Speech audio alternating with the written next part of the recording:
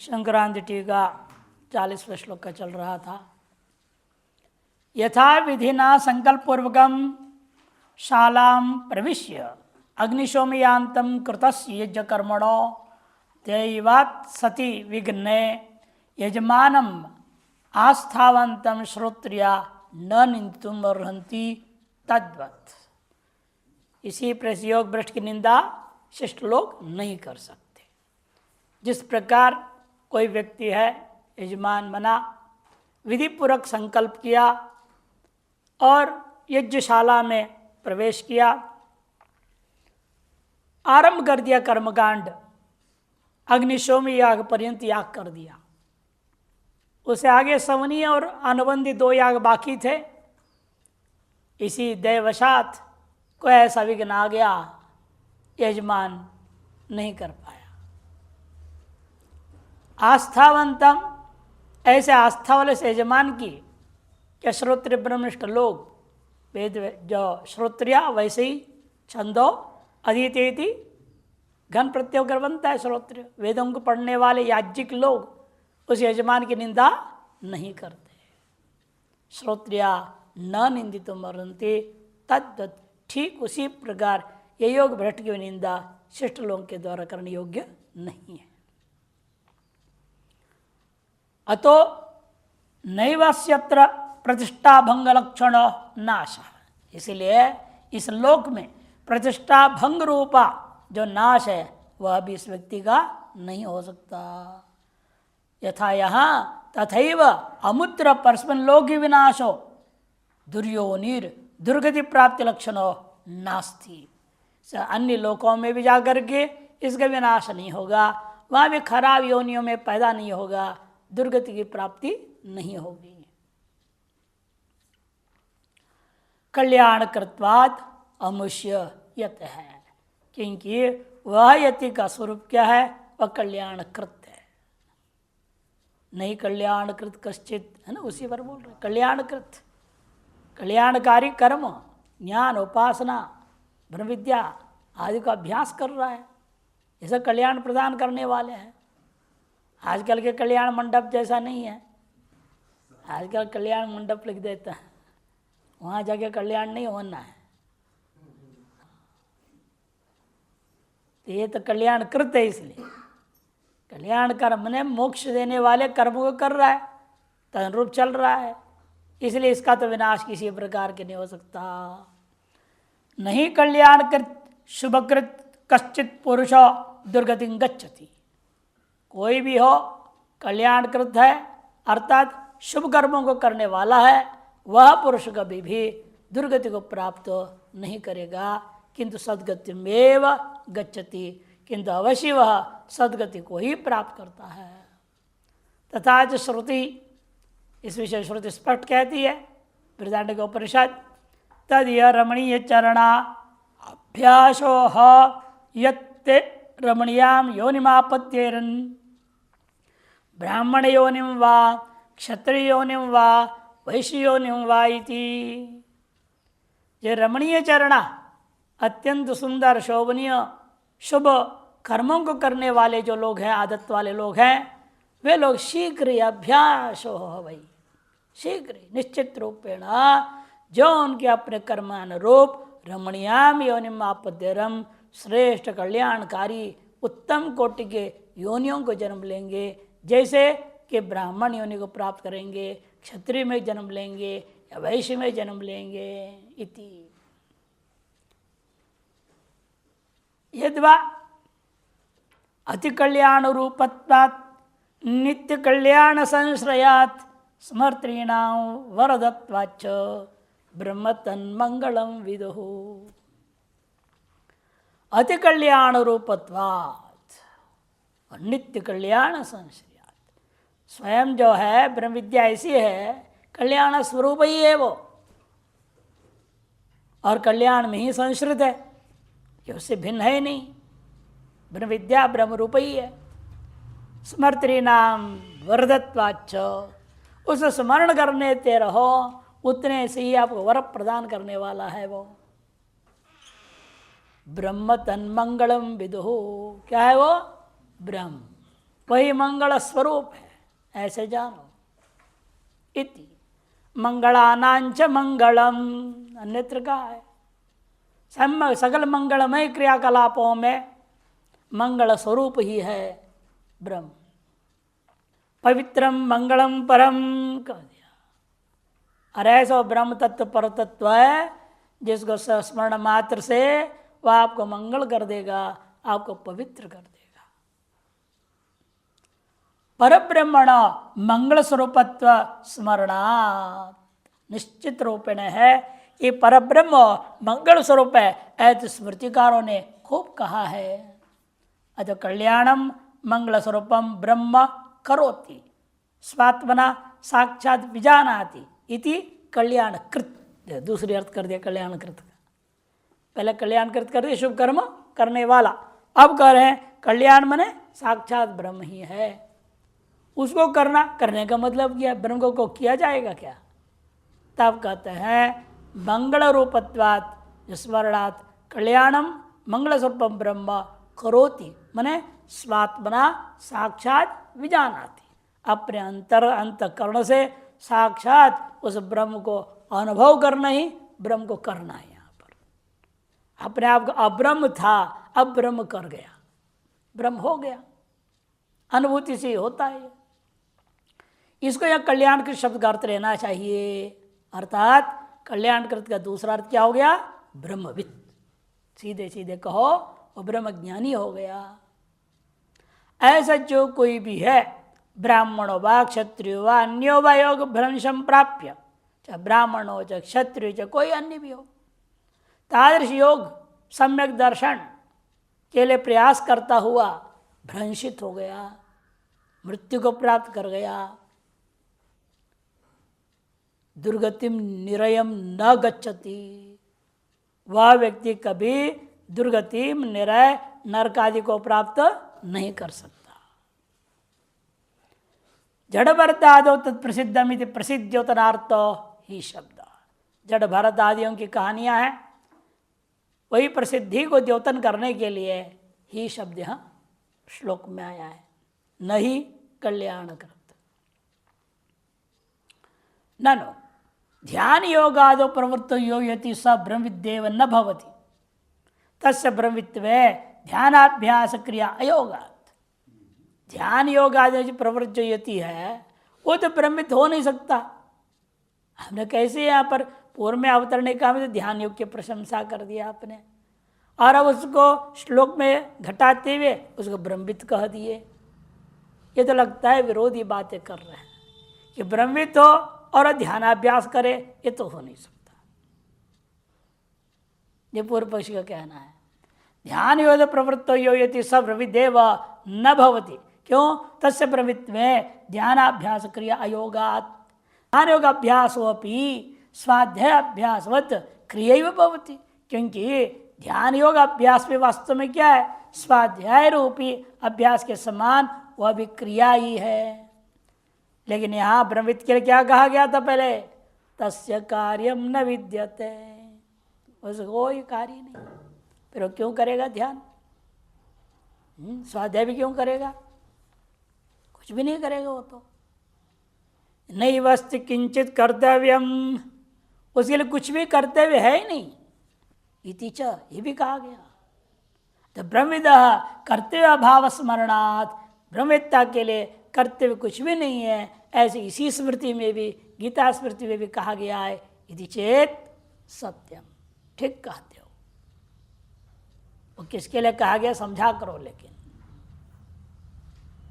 वो विशुद्ध ब्रह्मविद्ता के लिए जिसने अनुभूति कर लिया, अनुभूति के बाद की कहानी को तुम अनुभूति से पहले वाले को कह रहे हो। चर्चा हो रही है किसकी? अनुभूति की, न जो मर गया।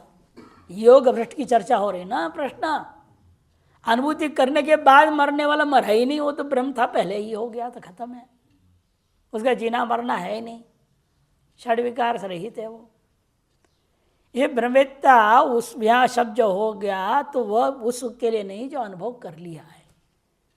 जिसने अनुभव नहीं किया, अनुभव करने के लिए लगा हुआ था, करने से पहले मर गया, उस योग भ्रष्ट की कहानियाँ उठी हुई है, प्रश्न उठाया हुआ है। इसलिए यहाँ उस ब्रह्मविद को क्यों ला रहे हो? जिसके लिए कहा गया कर्तव्य नहीं है, उसको यह मत जोड़ो, अप्राकरणिक हो जाए। इसलिए चेत सत्यम, तुमने गलत नहीं कहा लेकिन पूरा सही भी नहीं कहा। अर्धांगीकार में सत्यम होता है हमेशा, इसलिए कहते देखो यदि चेत सत्यम नास्त्यव कर्तव्य ब्रह्मविदा, ब्रह्मवेत्ता कोई कर्तव्य है ही नहीं, यह भी मानते हैं।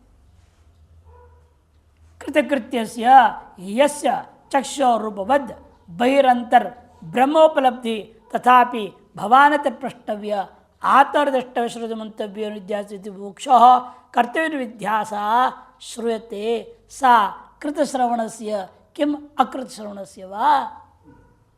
इसलिए जवाब देने के विकल्प उठा रहे। देखो ये बात मैं मानता हूँ, जो कृतकृत्य है उसके लिए चक्षु जैसा रूप को देखता था, अब सर्वत्र क्या देखता है, अंदर बाहर ब्रह्म ही देख रहा है।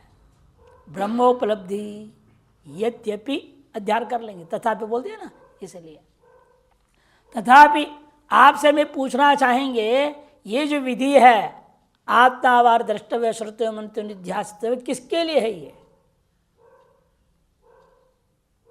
किसके लिए विधि आई है? जो अनुभूति किया हो ब्रह्मवेत्ता के लिए, और कर रहे तो उनमें से किन के लिए?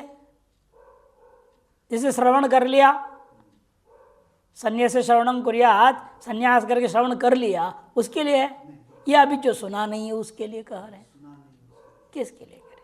जो सुना नहीं है सुनने के लिए लग गया, उसके लिए कहा था। सुनने के लिए लगे लगे लगे मर गया, पूरा सुन भी नहीं पाया, मान लो। किसके लिए कहा गया है, ये विचार करके देखिए। आप बताइए, भवानत्र प्रष्टव्य, आपसे हमने पूछना हो, आतर्दृष्ट श्रुति मंतव्य निध्यास विधि मोक्ष कर्तव्य निज निध्यास का विधि है श्रूयते सा कृत श्रवणस्य किम अकृत श्रवणस्य वा। जिसे सम्यक श्रवण कर लिया उसके लिए है, या जिसने सम्यक श्रवण अभी किया नहीं है उसके लिए। द्वितीय पहले जवाब देंगे, न द्वितीय वेदांतार्थ विचार शून्य आत्मनात् वेग विभाग ज्ञान अभावात निध्यास अनुपत्य है। अकृत श्रवण वाले के लिए तो नहीं हो सकता। अकृत श्रवण वाले के लिए कहो तुम आत्मा सुनो, वो सुनेगा नहीं। जिसने पहले अन्य वेदांत पढ़ा ही नहीं, या वेदों को पढ़ा नहीं, स्मृतियों को पढ़ा नहीं, उसको वेग वैराग्य होगा कहाँ से? प्रकरण ग्रंथ पढ़ा हो, कई भाव भक्ति से इधर उधर सत्संग कीर्तन में गया हो, कुछ कुछ सुना हो बात, तो अंदर जिज्ञासा उठती है ना, ये जो कह रहे क्या है आत्मा परमात्मा, थोड़ा समझूं, आगे बढ़ने की कोशिश करेगा। आचार्य शंकर को सन्यास की प्रति प्रेरणा क्यों हुई? उनकी जीवनी में क्या लिखा है? वो बालकपन में एक बार देखने चले गए, गांव में नाटक करने वाले आए थे। वहाँ अपने अलग ढंग से होती है ना नाच। वो नचिकेता के कहानी का नाटक था, यम नचिकेता का। वो बैठ के सुन रहे, देख रहे थे। यमराज जी इतना भयंकर लंबा चौड़ा और छोटा सा बालक नचिकेता, और उनसे विवाद चला, शास्त्रार्थ हुआ, और ज्ञान की आत्मा परमात्मा की चिंतन हो गया। तो सर देखे तो गजब बात है, उनके दिमाग वहीं से बदल गया। नहीं, हमको भी सन्यासी होना है और ब्रह्म ज्ञान को पाना है। अब ये आदमी को प्रेरणा देगा ना। अब कहीं जो आदमी सत्संग में गया ही नहीं, महान नास्तिक है, खाना पीना सोने के लोग को जानता नहीं, पढ़ लिख लिया, थोड़ा सूट बूट पहनना आ गया, ऐसे अहंकारी आदमी है, उसके लिए थोड़ी आत्मा वाले दृष्टि श्रुति मंत्र निध्यासित हो गया, उसके लिए नहीं है ये। इसलिए कहते हैं अकृत श्रवण वाले के लिए तो नहीं हो सकता कि वेदांतार्थ विचार शून्य, वो आत्मनात्म विवेक विभाग ज्ञान अभाव है उसके अंदर, उसके लिए ध्यास अनुपत्य है। आद्य अपि, पहला पक्ष लो, फिर आद्य, थोड़ा गलत छपिए, ठीक करो इसको। आद्य पक्ष कौन है? जिसे सुन लिया उसके लिए है ये सब। श्रवणादिना विज्ञाता तत्व से वा उत अविज्ञाता तत्व से, उसे दो विकल्प उठाओ। कृत श्रवण वाले में भी जिसने आत्म तत्व को जान लिया पूर्ण रूपेण या नहीं जाना है अभी, विज्ञात आत्म तत्व सेवा उत अविज्ञात आत्म तत्व सेवा इति, उसे भी अविज्ञात के लिए तो नहीं हो सकता, उसके निध्यासन क्या लगेगा। जिसने अभी श्रवण कर रहा है लेकिन अभी आत्म परमात्मा का एकत्व का निश्चय भी ठीक ठीक पकड़ में ही नहीं आया, जगत माया हजम ही नहीं हो रहा है। माया माया सुनता तो है लेकिन फिर भी माया के पीछे लगा रहता है। माया सुनते हैं ना, जगत मिथ्या है माया है, फिर माया के पीछे लगे रहते हैं। तो इसीलिए बताओ कि उसके लिए कोई फायदा है? जिसका आत्म तत्व का निश्चय नहीं हो, निध्यासन क्या करेगा? उसका निध्यासन तो पैसों पर ही चल रहा है। ध्यायते विषयान पुंस संगस्तेषु उपजायते, उसी के ध्यान में लगा हुआ है। भले वेदांत सुन रहा है लेकिन अभी विज्ञात आत्म तत्व नहीं है वो, उसके लिए भी निधिध्यासन विधि नहीं हो सकता। इसलिए कह रहे हैं इसमें दो पक्ष में से न द्वितीय, पहले अविज्ञात जो आत्म तत्व से निधिध्यास अयोगात, निधिध्यासा नाम, निध्यास किसको कहते हैं? विजातीय प्रत्यय तिरस्कार पूर्विका होनी चाहिए। विजातीय प्रत्यय तिरस्कार पूर्विका सजाति प्रत्यवृत्ति खलु।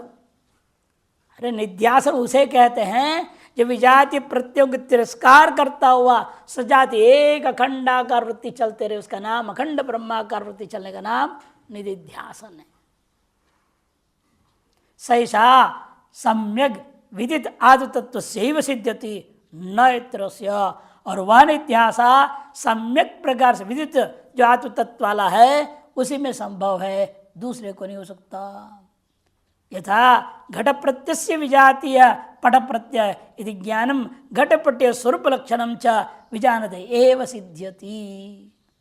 जैसे मान लो कोई व्यक्ति है, घट प्रत्यय लगातार उसी के हो सकती है जो व्यक्ति उसके विपरीत प्रत्यय को भी जानता है, पट प्रत्यय भी जानता है और उसको होने नहीं देता, एक घटाकार वृत्ति को ही चलाता है, उसे हम कहते हैं घट प्रत्यय का ध्यान कर रहा है। घट प्रत्यय इति ज्ञानम, घट प्रत्यय से विजातीय पट प्रत्यय, ऐसा ज्ञान घट और पट दोनों के स्वरूप लक्षण को जानता है जो उसी में बात सिद्ध्यति। तद विज्ञान च तयो संदर्शन कृतवत एव, और वह विज्ञान उसी को हो सकता है जो घट को भी जान देखा है और पट को भी देखा हुआ है। घट पट दोनों का अनुभव किया वही व्यक्ति समझ पाएगा दोनों का भेद, और जिस एक तरफ जाना है एक तरफ जाएगा। तद विज्ञान तयो संदर्शनम कृतवत एव सिद्ध्यति नान्यस्य। तद्वत् यहाँ पर समझो आत्म प्रत्ययानाम अनात्म प्रत्यय विजातीया। आत्म प्रत्ययों का विजातीय वस्तु क्या है? अनात्म प्रत्यय। ये व्यक्ति तही वही निर्णय ले पाएगा जिसको आत्म प्रत्यय क्या है और अनात्म प्रत्यय क्या है, दोनों को जो अच्छी तरह से जानता है वही समझ पाएगा इस विभाग को। तो आत्म प्रत्यय और अनात्म प्रत्यय को जो अच्छे से जो जानता है वही पकड़ पाएगा। विजाति ज्ञानम आत्म अनात्म स्वरूपम लक्षणंच विजातवेत्ता, जो आत्मा और अनात्मा दोनों के स्वरूप और दोनों के लक्षण को जो अच्छी तरह से जानता है उसी में यह बात सिद्ध्यति, सिद्ध हो सकता है। तादृ विज्ञानम तत् साक्षात्कारवत एव सिद्ध्यति न इतरस्य। तादृ विज्ञान उसी व्यक्ति में हो सकता है जिसने अनात्मा का पहले साक्षात्कार करके उसके दुखमय आत्मक मिथ्यामय आत्मक मान के त्याग करके आत्म प्रत्यय में ही लगा हुआ रहता है, आत्म साक्षात्कार कर लेता है, उसी में यह बात वास्तविक निध्यासन, वास्तविक जो निर्विकल्प समाधि है उसी में हो सकता है। नहीं कश्चिदपि अदृष्टम गंड भेरुंडम दृष्ट घटादिवद भावयितुम शक्नोति। जिसने गंड भेरुंड को जाना ही नहीं, गंड भेरुंड क्या होता है? एक विशेष पक्षी का नाम है। एक विशेष पक्षी है गंडभेरुंड, उसका 2 सिर होता है, यूँ पक्षी है वो, लंबा चौड़ा पक्षी है, गरुड़ाकार जैसे होता है, इन 2 सिर होता है उसका, ये विशेष है, उसको गंडभेरुंड कहते हैं।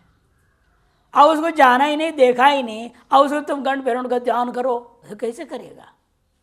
कम से कम फोटो में तो बनाओ, उसके चित्र बना करके तो दिखाओ, ये देखो ऐसा होता है पक्षी, भले तुमने दुनिया में आज तक देखा नहीं,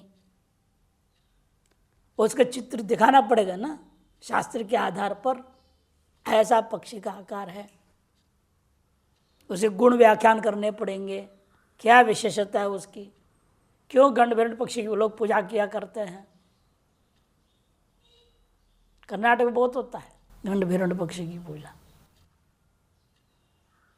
वहाँ के राज्योत्सव होता है, उसे भी आप देखें ना, गाड़ी वगैरह सबके सामने बनाते हैं लोग, बहुत दिव्य बनता है।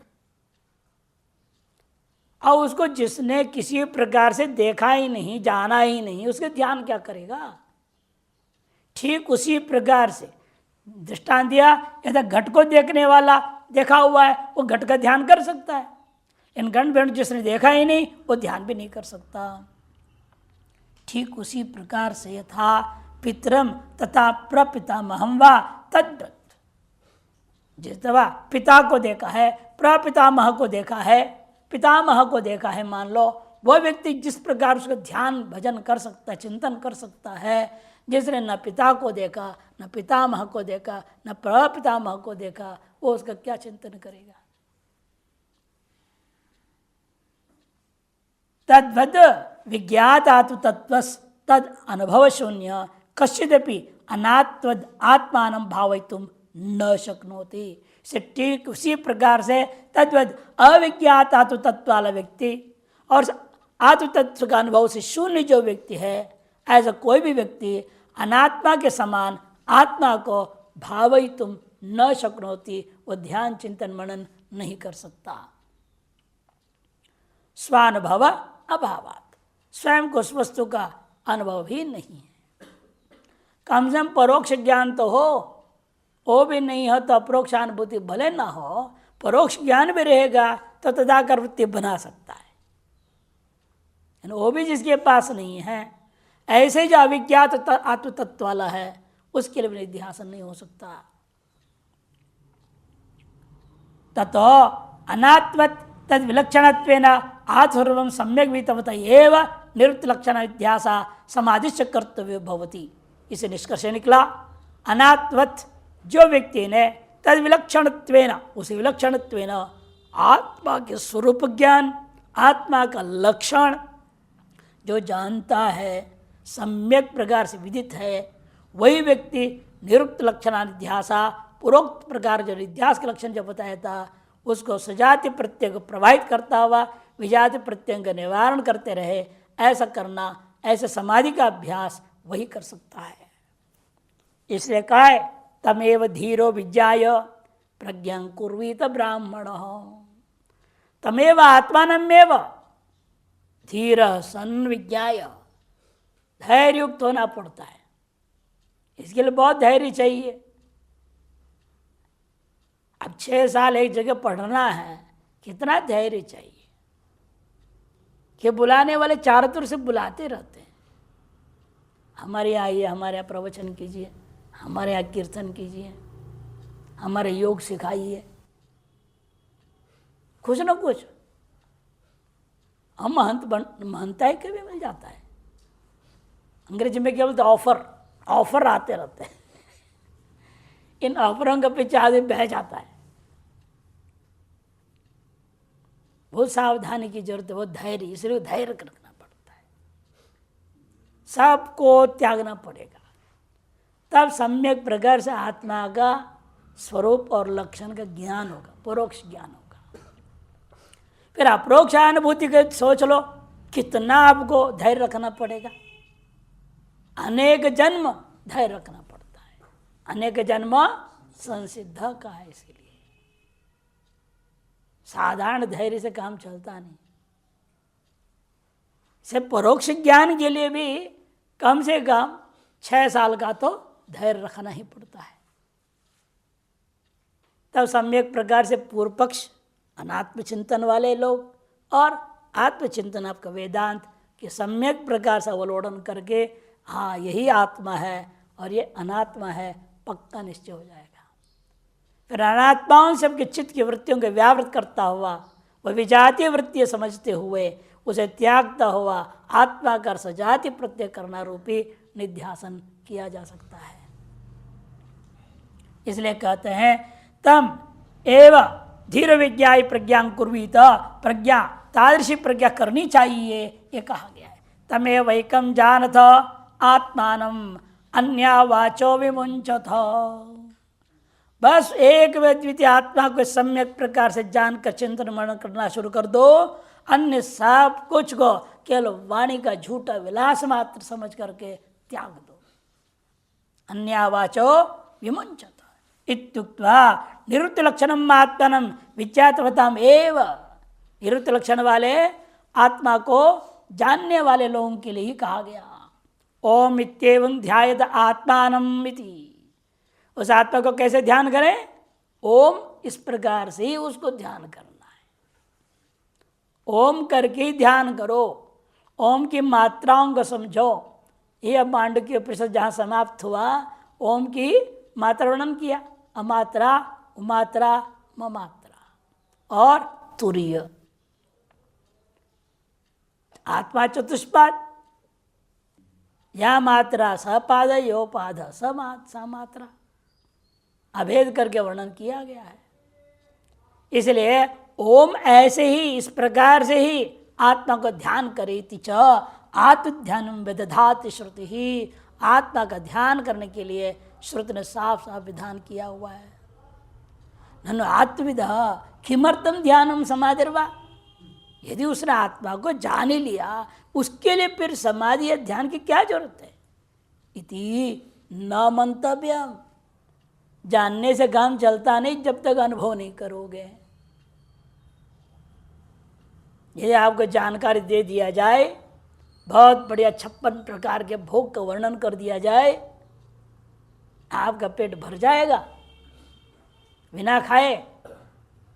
आप कहेंगे भैया 56 भोग तो छोड़ो, 2 भोग तो दो, रोटी दाल है, पेट तो भर लें। तो सुनाए जा रहे हो 56 भोग से क्या लाभ है? से ज्ञान मात्र से, शुष्क ज्ञान मात्र से कोई लाभ नहीं जब तक अनुभूति में नहीं आता है। इसलिए यह नहीं सोचना आत्मवेत्ता में हो गया हूं, मुझे क्या जरूरत है ध्यान समाधि करने की, ऐसा न मंतव्य। ध्यान समाध्योर आत्मतत्व ज्ञान अप्रतिबंध हेतुत्वात्, आत्म तत्व का जो ज्ञान है आपको परोक्ष ज्ञान हुआ है, वह प्रतिबंध रहित अपरोक्षानुभूति होवे उसके लिए जरूरी है। क्या है वह अपरोक्षानुभूति का स्वरूप? ऐसा अनुभव जब तक न हो तब तक करना पड़ेगा। सर्वम इदम अहम च ब्रह्मैव इति, सब कुछ और मैं ब्रह्म ही हूं, ब्रह्म से अलग कुछ है ही नहीं। जो सर्वस्य स्वस्य च ब्रह्ममातृत्व विज्ञानम, ब्रह्ममातृत्व विज्ञानम यत्र हो गया है, त्रिज्ञानम हो गया है। विज्ञानम ब्रह्मण्येव आत्मता ज्ञानम, अर्थात ब्रह्म में ही स्व का आत्मस्वरूपता का अभेद ज्ञान हो जाना, वह भी अप्रतिबद्धम, बिना कोई प्रतिबंधक का होते रहे। श्रुति मात्रेण न सिद्ध्यति, वह सुनने मात्र से होने वाला चीज नहीं है। अनेकों जन्मों का अभ्यास हो, अंतिम जन्म हो तो सुनने मात्र से हो जाएगा, सामान्यतया सुनने मात्र से होने वाला नहीं है। देख ही रहे जितने लोग सुन चुके उनका क्या हाल है। शृण्वन्तो भी बहवो यम न विद्युः, कठोपनिषद में साफ कह दिया है। बहुत लोग हैं खूब सुने हैं, लेकिन बोलते भी बढ़िया हैं, सुनाते भी हैं, लेकिन अनुभूति में कुछ भी नहीं है। क्यों? वो द्वैत में प्रतिष्ठित है, अपना पद में प्रतिष्ठित है, अपने वैराग्य का अहंकार है। एकदम महात्मा ऐसे थे, उनको प्रवचन के लिए बुलाया तो उस पहला साल तक ज्ञानपीठ का वार्षिकोत्सव, तो स्टेज पर जो भी बैठेंगे कोई इधर उधर न बैठ जाए, जल्दी आकर गड़बड़ ना हो क्रम, इसलिए सबके एक बोर्ड बनवा दिया था, सामने नाम लिख दिया, उन्हें पता लग गया सबका बोर्ड बना है। और कहीं मम लिख दिया, मम ने महामंडलेश्वर, कहीं केवल मम लिख दिया महंत, कहीं परमादर्श महामंडलेश्वर थे ना, मम लिख दिया परम आदर्श महामंडलेश्वर। अब जो एक कोई पद पे नहीं है उनके लिए कहीं आचार्य लिख दिया, मैंने केवल आचार्य। और वो कहीं आचार्य परीक्षा में पास हुए नहीं थे ना, समस्या है, उनको हम लोग क्या लिखे। लेकिन हम लोग उनकी चरणों से पूछ, चरण गए तो विरक्त शिरोमणि है, तो लिख दो विरक्त शिरोमणि। हमने लिख दिया विरक्त शिरोमणि अमुक महात्मा। अब उन्हें पता चला कि बोर्ड पे इतना ही लिखा है ये तो गड़बड़ करना, हम नहीं जाएंगे। देखो कितना हालत है, तो उसमें लिखवाओ ऊपर वीतराग विरक्त शिरोमणि, एक विशेषण जोड़ो, वीतराग विरक्त शिरोमणि। अब जब कहीं पद खाली हुई, उनको बोला गया महाराज आप बैठेंगे, अरे पूछते क्या हो, साल भर पहले आके बैठ गए वो, बाद में होते रहा पट्टाभिषेक। बड़ा आश्चर्य है। इसीलिए परोक्ष ब्रह्म ज्ञान होने मात्र से आप समझो ज्ञानानुभूति हो गई, यह कभी नहीं हो सकता। इसीलिए जरूरी है, श्रुति मात्र निषिध्यति विनैव ध्यान समाधिभ्याम, ध्यान और समाधि के बिना श्रवण मात्र से बात सिद्ध नहीं होने वाला है।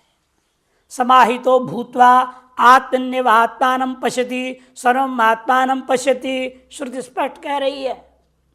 समाहितो भूत्वा, निर्विकल्प समाधि में स्थित होकर के ही व्यक्ति अपने में अपने आप को और सबको भी अपने में अपने से अभिन्न देखता है। आत्मन्येव आत्मानं पश्यति और सर्वञ्च आत्मानं पश्यति।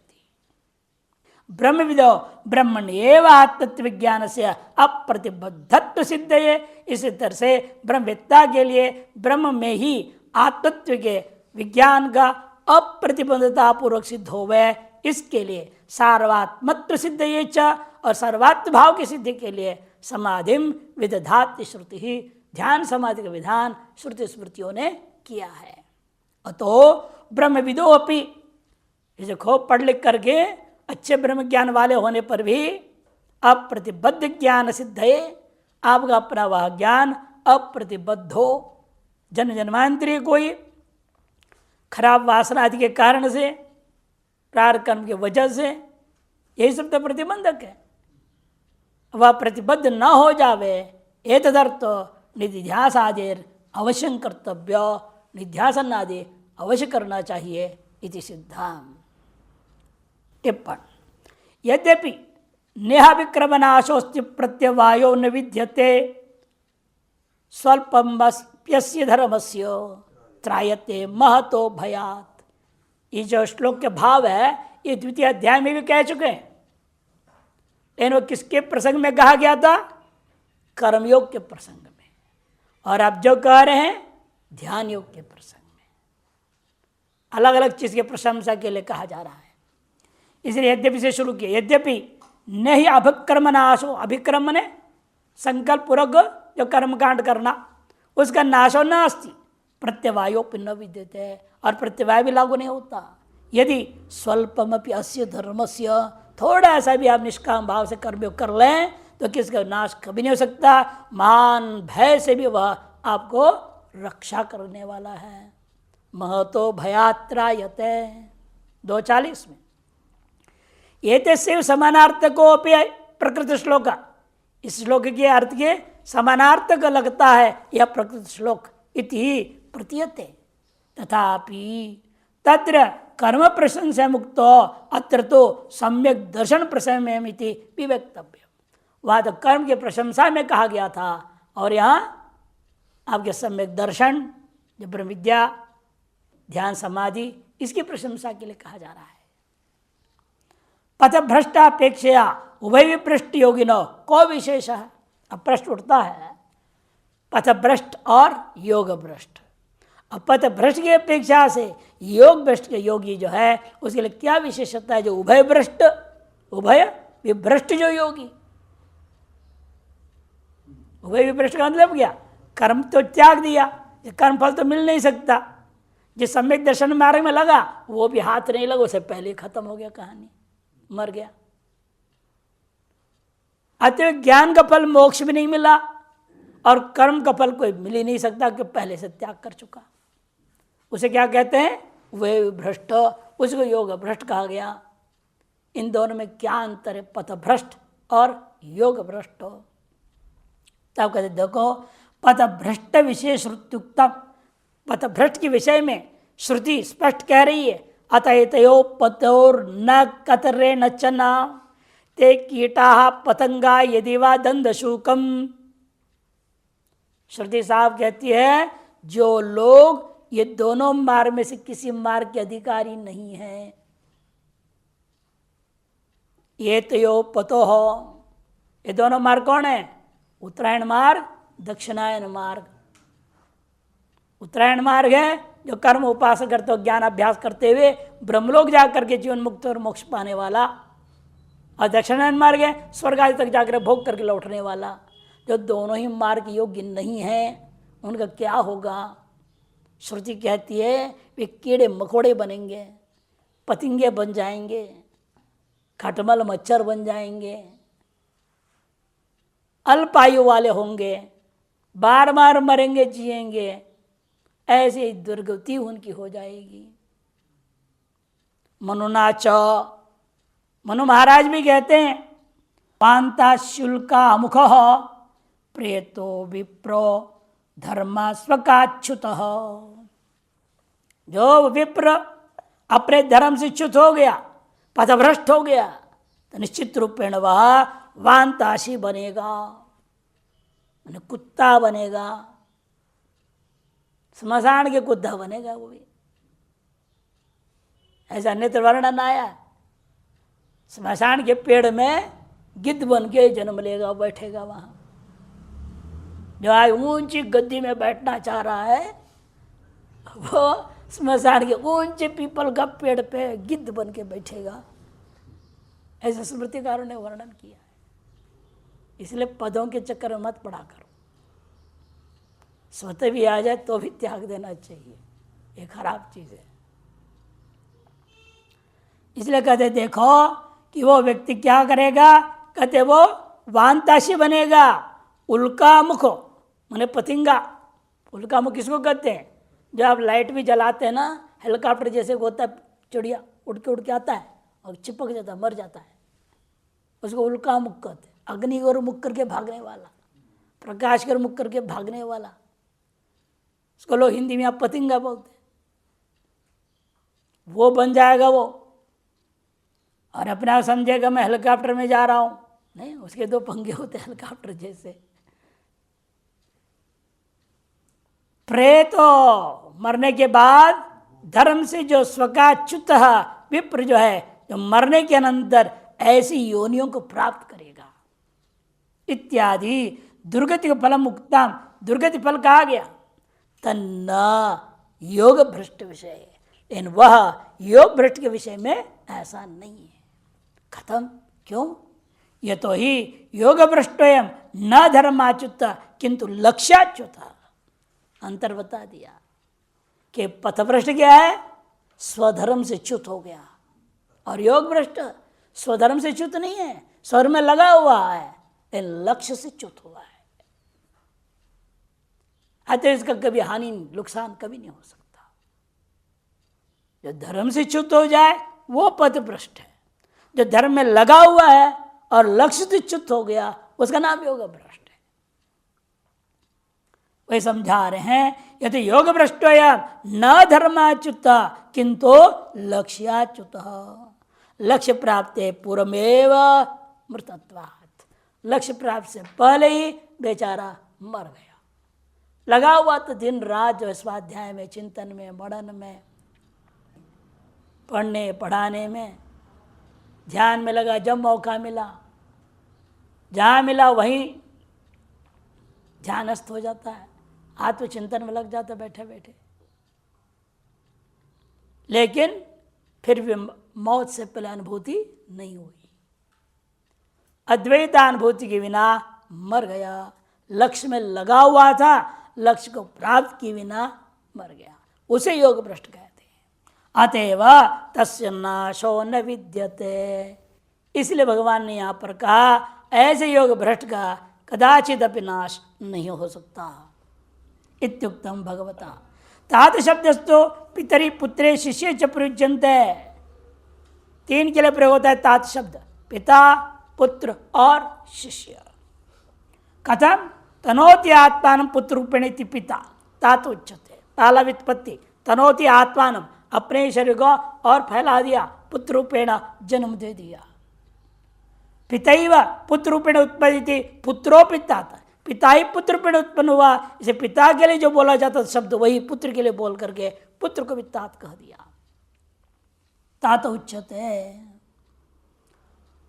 प्रेम श्रद्धादिभिर विस्तार क्रियते सेवादिभिश्च पुत्र समत्व शिष्योपि तात। प्रेम श्रद्धा आदि के द्वारा प्राप्त ब्रह्म विद्या का विस्तार करता है और सेवा आदि के द्वारा प्रसन्न करता है। पुत्र के समान जो होता है उसको शिष्य को भी तात कहते हैं। उपासनया पूज्यत्वेन प्रियत्वेन च परंपरा विस्तारं क्रियते इत्यर्थ। कहने दो उपासना से पूज्यत्वेन प्रियत्वेन च परंपरा का विस्तार करता है। हे पार्थ इति संबोधनेन स्त्री स्वभावेन त्वया विस्मृत्य पृष्ठमपि शिष्यत्वात्। यदि मैं कई बार पूर्व से दूसरे अध्याय से कहते आ रहा हूँ अद्वैत वेदांत को, फिर भी तुम स्त्री स्वभावात बार बार भूल जाते हो और बार बार पूछते हो, तो भी शिष्य होने के नाते पुनः पुनः विस्तारेण बोधनीयो असीति, बार बार विस्तार से बोध कराने योग्य हो, यो मान करके मैं तुम्हारे लिए यह संबोधन देता हूँ। तात इति संबोधनेन सूचितं भवति।